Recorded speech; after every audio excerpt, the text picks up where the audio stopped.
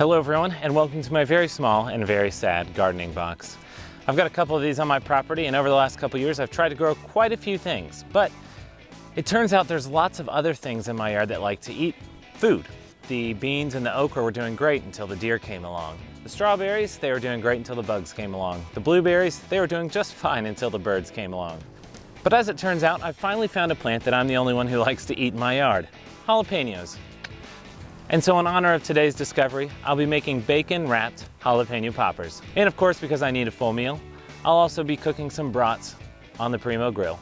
We'll be using cherry firewood. It's gonna be awesome. Let's go.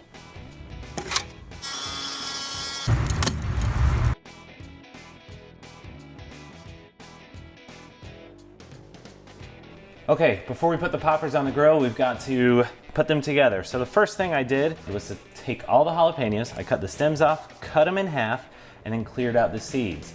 That helps keep them from being too hot for people to enjoy. A couple things to be aware of. If you have gloves, it might be a good idea to wear them. I did not, and after washing my hands like 5 times, they still are spicy to the touch. Also, watch out for seeds getting on the floor, especially if you have a baby crawling around like I do. You don't want them finding a seed. I've also brought together a mixture. This is 8 ounces of cream cheese and 8 ounces of cheddar. You might want to let the cream cheese soften a bit. That'll make it a lot easier. And then I'm going to fill all of these poppers with the cream cheese and cheddar mixture, because you can't have too much cheese. Well, at least I can't.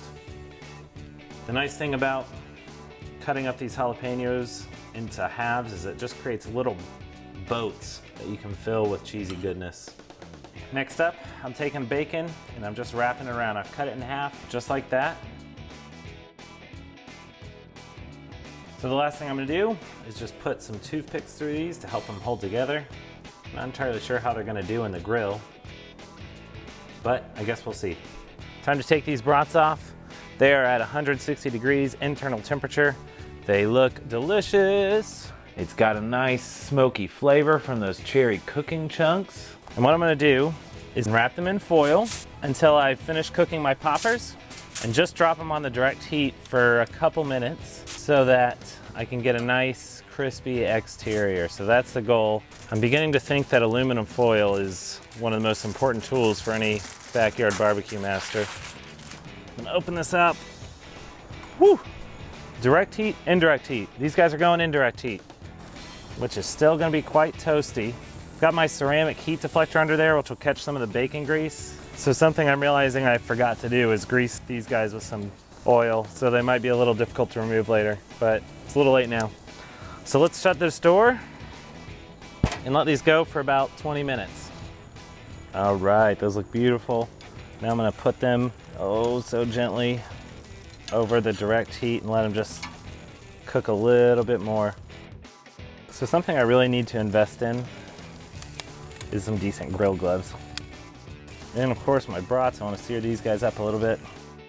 So now I have everything I'm cooking on the direct heat. That's just to add a little bit of crispiness to the end, and then it'll be done.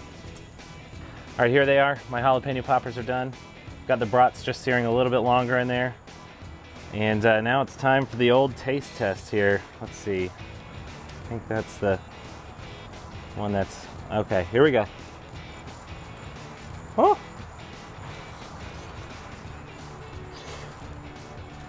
Oh, it's hot. Very good. And that is how you make jalapeno poppers, ladies and gentlemen. Thank you for joining me on another episode of Becoming a Backyard Barbecue Master. I'll see you next time.